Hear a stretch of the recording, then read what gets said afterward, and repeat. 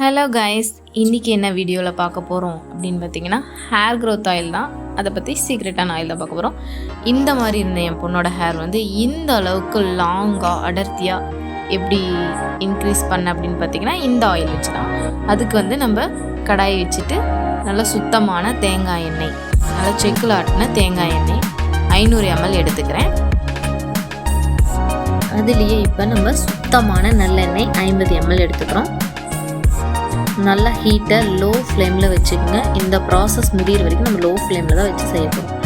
அதுக்கு வந்து நம்ம சுத்தமான ஆமணக்கு எண்ணெய் எடுத்துக்கிறோம். நல்லா பியூரான ஆயில் 3ஐயும் நல்லா மிக்ஸ் பண்ணிவிட்டு ஒரு 5 minutes நல்லா ஹீட் ஆகட்டும்.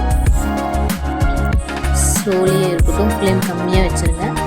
ரைஸ் வந்து அதிகமாக வைக்காதீங்க. அதில் வந்து இப்போ நான் 1 ஸ்பூன் வெந்தயம், 1 ஸ்பூன் கருஞ்சீரகம், 1 பிஞ்ச் ஓமம் சேர்த்து இந்த 3 ஸ்லோ ஃப்ளேம்லேயே நல்லா ஆயிலில் பாயில் ஆகட்டும். வெந்தயம் வந்து நம்மளுக்கு உடல் வந்து குளிர்ச்சியை வைக்க உதவும். கருஞ்சீரகம் வந்து நம்மளுக்கு சளி பிடிக்கிற ப்ராப்ளம் இருந்துச்சுன்னா நம்மளுக்கு வந்து அதை வந்து தடுக்கிறதுக்கு யூஸ்ஃபுல்லாக இருக்கும். நல்லா 3ஐயும் போட்டு நல்லா பாயில் பண்ணிக்கலாம். அதுக்கப்புறம் நல்லா ஒரு கற்றாழை எடுத்து க்ளீன் பண்ணி சின்ன சின்ன க்யூப்ஸாக கட் பண்ணி இந்த ஆயில் ஆட் பண்ணிக்க போகிறோம். இதுவும் 5 minutes நல்லா ஸ்லோ ஃப்ளேம்லேயே பாயில் ஆகி வரட்டும். நல்லா நுர பொங்கி வந்து நல்லா வெந்து கற்றாழை வந்து நல்லா மொறுமொறுன்னு மிதங்கி வரும். அந்த ஸ்டேஜில் இப்போ நம்ம ரோஸ்மெரி லீவ்ஸ் சேர்த்திக்க போகிறோம். இது வந்து உங்களுக்கு நாட்டு மருந்து கடையிலே கிடைக்கும், நீங்கள் ஆன்லைன்லேயும் பர்ச்சேஸ் பண்ணிக்கலாம். ரோஸ்மெரி லீவ்ஸ் போட்டதுக்கப்புறம் நம்மளுக்கு வந்து ஆயிலில் வந்து சூப்பரான ஒரு அரோமா ஸ்மெல், நல்லா ஒரு ஸ்மெல் நல்லா இருக்கும். அதுவும் நல்லா பாயில் ஆகட்டும். ஆயிலில் நல்லா பாயில் ஆன வாட்டி ஒரு 5 minutes கழிச்சு அதுக்கப்புறம் நம்ம இப்போ அவுரி பொடி சேர்த்திக்க போகிறோம். அவுரி இலை கிடைக்காதனால நான் அவுரி பொடி சேர்த்துக்கிறேன். இது வந்து நாட்டு மருந்து கடைகளில் கிடைக்குது. உங்களுக்கு அவுரி இலை கிடைச்சாலும் நீங்கள் அதை வந்து சேர்த்துக்கலாம். அவுரி பொடி போடும்போது நம்மளுக்கு அந்த கலர் சூப்பராக ஒரு ரெட்டிஷாக ஒரு பிங்கிஷாக ஒரு கலர் நல்லா சேஞ்ச் ஆகி வருது பாருங்கள். சூப்பராக இருக்குது. நல்லா அது பாயில் ஆகட்டும். நல்லா ஃப்ளேம் வந்து லோ, நல்லா சூப்பராக பாயில் ஆகட்டும் ஸ்லோ ஃப்ளேம்லேயே.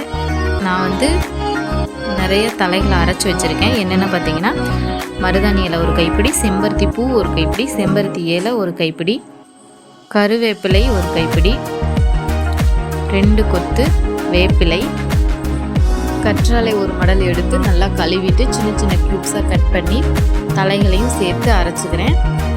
நீங்கள் வந்து தண்ணி சேர்க்க வேண்டாம், ஏன்னா நம்ம ரொம்ப நாளைக்கு வச்சு யூஸ் பண்ணணும், கெட்டு போக சான்சஸ் இருக்குது.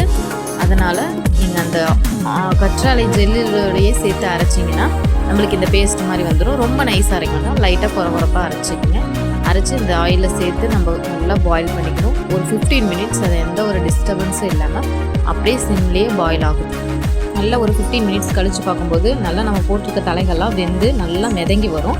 நல்லா மிதங்கி வந்த பிறகு நம்ம அதில் வந்து கரிசலாங்கண்ணி பொடியை ஆட் பண்ணிக்கிறேன். உங்களுக்கு வந்து கரிசலாங்கண்ணி கீரையாக கிடைச்சா கூட நீங்கள் அரைக்கும் போது சேர்த்து அரைச்சிக்கலாம். எனக்கு வந்து பொடி தான் கிடச்சிது, அதனால் நான் பொடி ஆட் பண்ணிக்கிறேன். போட்டு நல்லா கிளறி விட்டுட்டு நம்ம இப்போ ஃப்ளேமை ஆஃப் பண்ணிடலாம். 2 hours ரெஸ்ட்லேயே இருக்கட்டும். ஆயில் நல்லா ஹீட்டெல்லாம் அடங்கின வாட்டி நம்ம வந்து ஒயிட் கிளாத் வச்சு நம்ம வடிகட்டிக்கலாம். நான் வந்து இப்போ நான் யூஸ் பண்ணாத ஒரு நெட்டு கிளாத் எடுத்து நான் அதில் ஃபில்டர் பண்ணிக்கிறேன். நல்லா ஃபில்டர் பண்ணி நல்லா பிழிஞ்சு எடுத்துக்கங்க. நம்ம பாத்திரத்துலையும் ஈரப்பதம் இருக்கக்கூடாது, நம்ம வந்து ஸ்டோர் பண்ணி வைக்கிற கண்டெய்னர்லையும் துளி கூட ஈரப்பதம் இருக்கக்கூடாது. நல்லா ஒரு ஏர்டைட் கண்டெய்னரில் ஸ்டோர் பண்ணி வச்சுக்கலாம். இந்த ஆயிலோட கலரே பார்த்திங்கன்னா நல்லா நம்மளுக்கு சூப்பராக நல்லா ஒரு க்ரீனிஷாக பிளாக்காக நல்லா அந்த தலைகளில் இருக்க எசன்ஸ் எல்லாம் நல்லா இறங்கி வந்திருக்கும். இந்த ஆயிலை எப்படி யூஸ் பண்ணுறது அப்படின்னு பார்த்திங்கன்னா நல்லா வேர்க்காகலில் படும்படி நல்லா ஒரு லேயரை எடுத்து நல்லா மசாஜ் கொடுத்து நல்லா தேய்ச்சி விட்டுட்டே வந்தீங்கன்னா நம்மளுக்கு நல்ல ஒரு ரிசல்ட் இருக்கும். பூச்சிக்கடி புழுவெட்டு இருக்கவங்களுக்கு, நல்லா சொட்டை தலையில் இருக்கவங்களுக்கு நல்ல ஹேர் க்ரோத் ஆகும். முடி வந்து கருன்னு நல்லா ஷைனிங்காக சூப்பராக லாங்காக இருக்கும். எங்கள் பாப்பாவுக்கு இந்த ஆயில் தான் யூஸ் பண்ணிகிட்ருக்கேன். நீங்களே பாருங்கள். 1 வீக் இந்த ஆயிலை யூஸ் பண்ணுங்கள், ரிசல்ட் சூப்பராக இருக்கும். கண்டிப்பாக கமெண்ட் பாக்ஸில் கமெண்ட் பண்ணுங்கள்.